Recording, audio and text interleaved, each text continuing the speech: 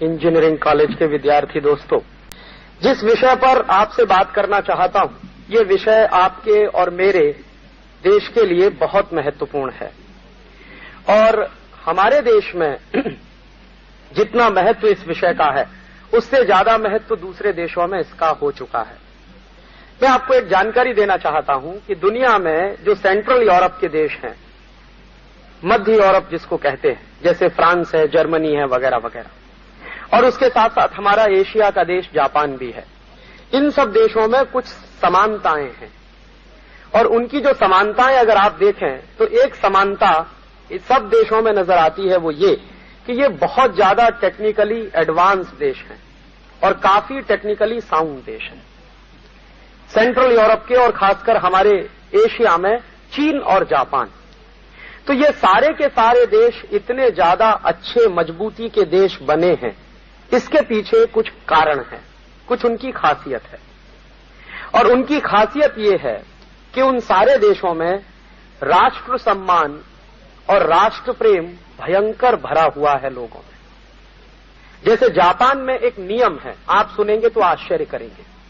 Japan में कोई विद्यार्थी अगर इंजीनियरिंग में पढ़ता है, मेडिकल में पढ़ता है, मैनेजमेंट की पढ़ाई करता है या कुछ भी करता है, कोई प्रोफेशनल एजुकेशन ले रहा है, तो जापान का वो विद्यार्थी अमेरिका जाने की बात करेगा अगर, या यूरोप जाने की बात करेगा, और वो कहेगा कि मुझको ज्यादा एडवांस स्टडी करनी है और ज्यादा उसमें जानकारी करनी है, तो जापान की सरकार उसके साथ एक समझौता करती है, एक एग्रीमेंट करती है। एग्रीमेंट ये होता है कि वो जापान से जाएगा जरूर, दुनिया के जिस देश में वो जाना चाहता है अपने ज्यादा अध्ययन के लिए, ज्यादा ज्ञान प्राप्त करने के लिए वो जाएगा, लेकिन उसके साथ शर्त ये होती है कि वहां से अध्ययन करने के बाद वापस लौटकर उसको जापान में सर्विस देनी ही पड़ेगी। ये नहीं हो सकता कि वो जापान से अमेरिका चला जाए और फिर जापान को भूल जाए और अमेरिका में नौकरी करते करते इतना मस्त हो जाए कि उसको याद भी न रहे कि उसका कोई देश भी है जापान। ऐसा ही फ्रांस में भी है। फ्रांस में जितने सरकार द्वारा चलाए गए इंजीनियरिंग कॉलेजेस हैं या वहां के प्रोफेशनल इंस्टीट्यूट्स हैं, वहां भी इसी तरह का नियम लागू होता है कि उनको अपनी सर्विसेज देनी ही पड़ती हैं। अमेरिका में बहुत साल तक ये नियम चलता रहा था। अभी पिछले 3-4 साल से ये नियम थोड़ा सा बदला गया है और इसको ढीला किया गया। अन्यथा अमेरिका में तो ये नियम वहां तक चलता रहा था कि टेक्नोलॉजी में काम करने वाला कोई विद्यार्थी अमेरिका छोड़कर अगर दूसरे देश में जाना चाहता है तो उसको अमेरिका की आर्मी में सर्विस देनी ही पड़ेगी, और वो अमेरिकन आर्मी में अगर सर्विस नहीं करेगा तो उसको बाहर जाने की व्यवस्था अमेरिकन सरकार नहीं करने वाली है। और सेंट्रल यूरोप में तो 1980 और 1985 तक ये नियम चलता रहा कि सेंट्रल यूरोप का कोई भी विद्यार्थी यूरोप छोड़कर किसी दूसरे देश में जाकर अध्ययन करने की कोशिश करना चाहता है या अपनी कमाई के लिए जाना चाहता है, जीविका चलाने के लिए जाना चाहता है, तो उसको अपने देश की नेशनल सर्विस देनी ही पड़ेगी। तो एक बार मैंने एक सज्जन से ऐसे ही पूछा था, एक मेरे परिचित मित्र हैं, फ्रांस में है, सोरबोन में, उनका नाम है जेan-माrie लपेन। तो एक बार मैंने उनसे पूछा कि आपके देश में या सेंट्रल यूरोप में या ऐसे अमेरिकन ब्लॉक में और अगर कहें तो जापान और चीन में भी इस तरह के ये नियम हैं, इनके पीछे की सच्चाई क्या है, क्यों ये इस तरह के नियम बनाए गए? तो उन्होंने कहा कि राजीव, आपको मालूम नहीं है कि ये जो सेंट्रल यूरोपियन देश हैं और खासकर ये जापान है, ये सब सेकेंड वर्ल्ड वॉर में बर्बाद हो चुके हैं। और सेकेंड वर्ल्ड वॉर में इन देशों में इतनी बर्बादी आई थी कि उनके पास वो दोबारा खड़े हो पाएंगे ऐसी सोचने की क्षमता भी खत्म हो गई थी। सबसे ज्यादा बर्बाद हुआ था सेकेंड वर्ल्ड वॉर में फ्रांस, और फ्रांस के बाद सबसे ज्यादा नुकसान दूसरे किसी देश का हुआ तो वो है जापान, और तीसरे किसी देश का नुकसान हुआ तो वो था जर्मनी, और चौथे किसी देश का नुकसान हुआ तो वो था स्पेन। तो ये सारे के सारे देश, और अमेरिका का भी काफी नुकसान हुआ था। तो उनका कहना था कि ये सेकेंड वर्ल्ड वॉर की जब लड़ाई हुई थी तो इन सब देशों में इतनी बर्बादियां हुई हैं, तो ये सारे के सारे देशों ने जब अपने अपने देश को फिर से खड़ा करने का, अपने देश को रीस्ट्रक्चर करने के जो प्लान बनाए, जो योजनाएं बनाई, तो उन सारे की सारी योजनाओं में ये सबसे महत्वपूर्ण बात ये थी कि उनके देश की बुद्धि और उनके देश का इंटेलेक्ट उनके देश के काम में आता है कि नहीं आता। और उन्होंने जो गोल्डन रूल बनाया, जो वर्षों वर्षों चलता रहा पूरे यूरोप में और सेंट्रल एशिया के भी कुछ देशों में ये गोल्डन रूल चला है काफी समय तक, मलेशिया में चला, इंडोनेशिया में चला। तो वो गोल्डन रूल यही था कि हमारे पास अगर इंटेलेक्ट सरप्लस में होगा तब हम उसको बाहर भेजने की बात सोचेंगे, जब तक हमारी अपनी जरूरत का होगा तब तक उसको नेशनल सर्विसेज देनी ही पड़ेंगी। और मैं आपको एक सॉलिड एग्जाम्पल देना चाहता हूं। इस समय अमेरिकन प्रेसिडेंट है बिल क्लिंटन। ये अपने स्टूडेंट लाइफ में मैनेजमेंट के स्टूडेंट रहे और मैनेजमेंट के स्टूडेंट रहने के साथ साथ बिल क्लिंटन जिस समय पढ़ते थे तो इनके मन में बहुत बड़ा सपना रहा कि ये फ्रांस में जाएं, जर्मनी में जाएं और वहां पर कुछ ज्यादा पढ़कर या वहां कुछ ज्यादा कमाई करें। तो इन्होंने कोशिश की, तो इनको उसी शर्त का पालन करना पड़ा था। और आपको जानकारी है, शायद आपने पढ़े भी होंगे कुछ उस समय के जानकारियों वाले न्यूज़पेपर्स में या मैगजीन्स में कि जिस समय बिल क्लिंटन की पढ़ाई चलती थी उस समय वियतनाम युद्ध चल रहा था और अमेरिका जो है वियतनाम में मार खा रहा था। तो बिल क्लिंटन को आदेश आया था कि अगर आपको जाना है बाहर कमाई करने के लिए तो आपको पहले अपने नेशनल आर्मी को सर्व करना पड़ेगा। और बिल क्लिंटन ने इच्छा ना होते हुए भी अमेरिकन आर्मी में जॉब की और अमेरिकन आर्मी में जॉब करने के बाद ही जब उनको लगा, उनके देश के लोगों को लगा होगा कि उनको जितनी जरूरत थी सर्विसेज की उतनी सर्विस मिली, उसके बाद ही बिल क्लिंटन को बाहर जाने का मौका मिला था। ये बिल क्लिंटन कई बार कह चुके और कई बार पिछले करीब 2 साल पहले बिल क्लिंटन के सामने एक बड़ी प्रॉब्लम आई थी। वहां की यूनिवर्सिटीज में, यूनिवर्सिटी ऑफ इलिनॉय में कुछ स्टूडेंट्स ने स्ट्राइक की थी, उनके साथ उनके प्रोफेसर्स भी शामिल थे। तो स्ट्राइक का जो इशू था वो यही था कि इलिनॉय के स्टूडेंट्स चाहते थे कि वो वहां से निकलें और दूसरे देशों में जाने का उनको मौका मिले। तो बिल क्लिंटन ने उनको यही कहकर शांत कराया था कि पहले आपको नेशनल सर्विसेज देनी ही पड़ेंगी, उसके बाद कहीं आप बाहर जाने की बात सोच सकते हैं या उसका सपना देख सकते हैं। तो मैंने आपसे सबसे पहले कहा कि ये देश दिखने में जो टेक्नोलॉजी हम पढ़ते हैं या पढ़ाते हैं या सीखते हैं या सिखाते हैं, उस टेक्नोलॉजी के मामले में ये सेंट्रल यूरोपियन कंट्रीज बहुत सॉलिड माने जाते हैं और उनके साथ अमेरिका भी है, जापान भी है, चीन भी है। तो इन सबके इतने मजबूत होने के कारणों में सबसे बड़ा कारण है कि इन सभी देशों ने बहुत मजबूती के साथ ऐसे नियम बनाए ताकि उनके यहां से ब्रेन ड्रेन कम से कम हो पाए।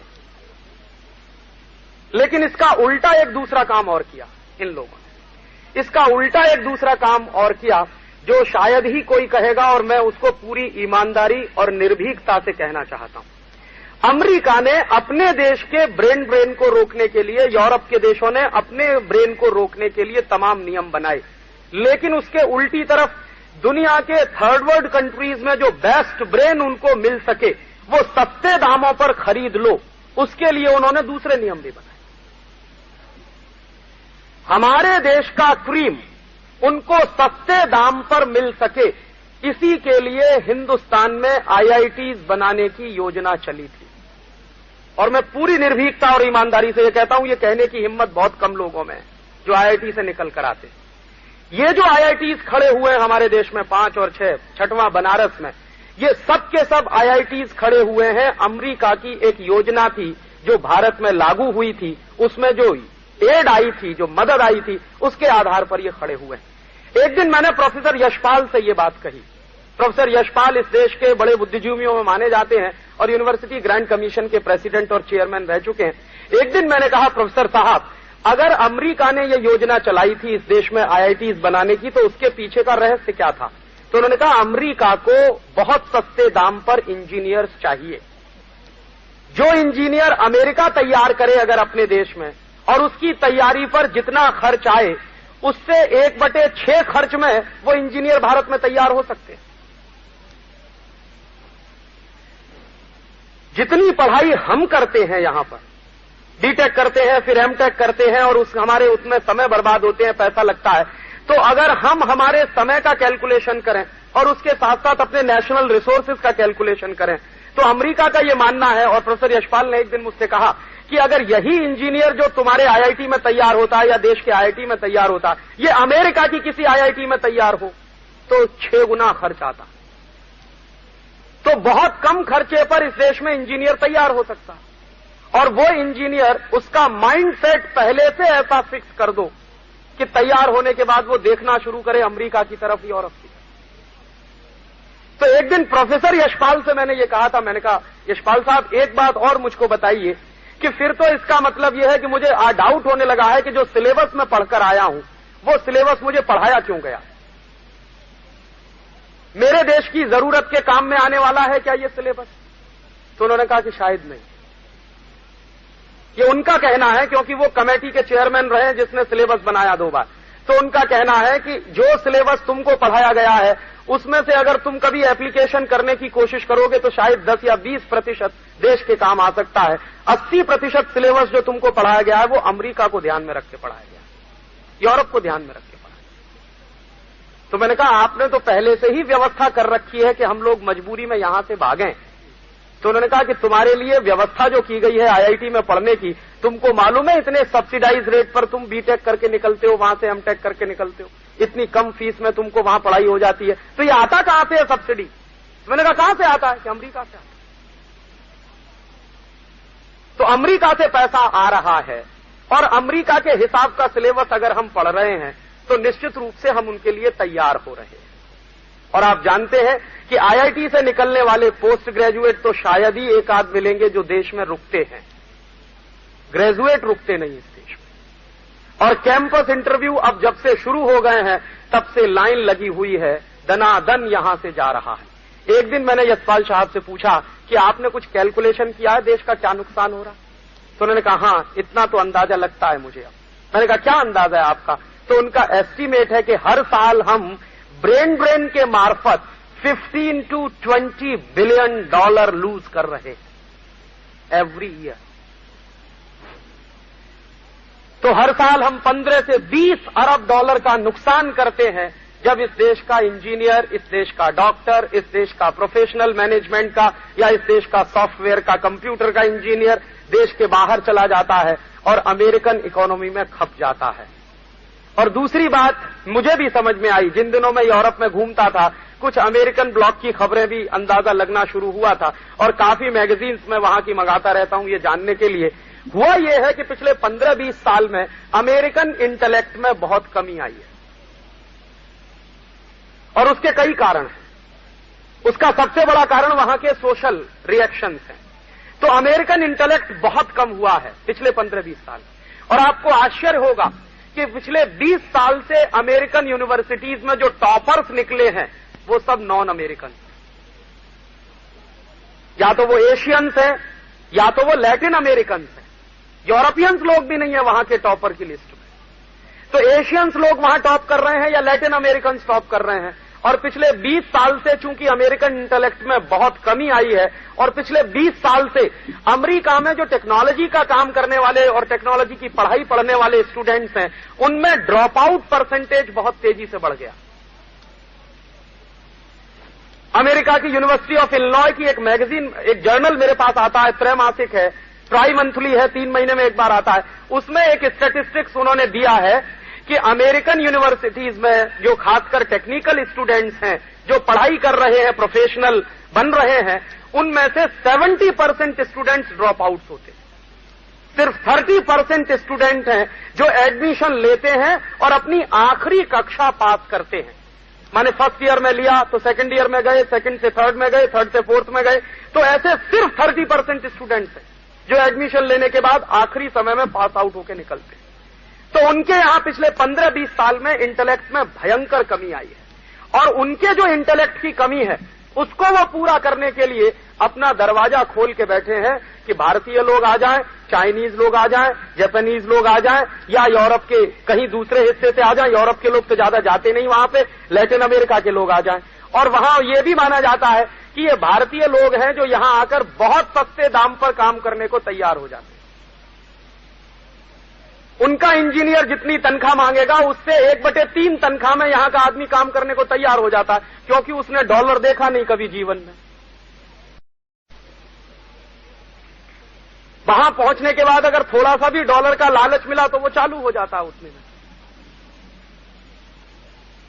और अमेरिकन गवर्नमेंट को क्या फायदा है? तो एक दिन प्रोफेसर यशपाल ही मुझको कह रहे थे कि देखो राजीव, अमेरिकन गवर्नमेंट एक साल में जो क्रीम खींचती है एशिया से, लैटिन अमेरिका के देशों से। तो अमेरिकन गवर्नमेंट जो क्रीम खींचती है एशिया और लैटिन अमेरिका से, अगर यही क्रीम अमेरिका को अपने यहां प्रोड्यूस करनी पड़े तो अमेरिकन गवर्नमेंट का कितना खर्चा होगा? तो उनका कहना है on an average American government का एक साल में 150 से 200 बिलियन डॉलर का खर्च होगा, जो उनको बहुत सस्ते दाम पर मिल जाता है। तो हम लोग हैं दोस्तों, पढ़ते यहां हैं, मेहनत यहां करते हैं, खाते यहां की हैं, और जो भी तकलीफ होते हैं वो यही है, और बजाते हैं फिर जाके अमेरिका की, बजाते हैं यूरोप। और आपको जानकर यह आश्चर्य होगा, कभी गर्व भी हो सकता है, लेकिन मुझे आश्चर्य होता है, मैसाचुसेट इंस्टीट्यूट जो है MIT, तो मैसाचुसेट इंस्टीट्यूट में 60% साइंटिस्ट एशियन है जो बेसिक रिसर्च के काम में लगे, 60%। और उसके बावजूद क्या होता है? उसके बावजूद यह होता है कि हम लोग बड़े फक्र से चले तो जाते हैं अमेरिका, लेकिन वहां जाने के बाद आपको मालूम नहीं कि हमेशा आपको सेकंड और थर्ड ग्रेड सिटीजन ही ट्रीट किया जाता है।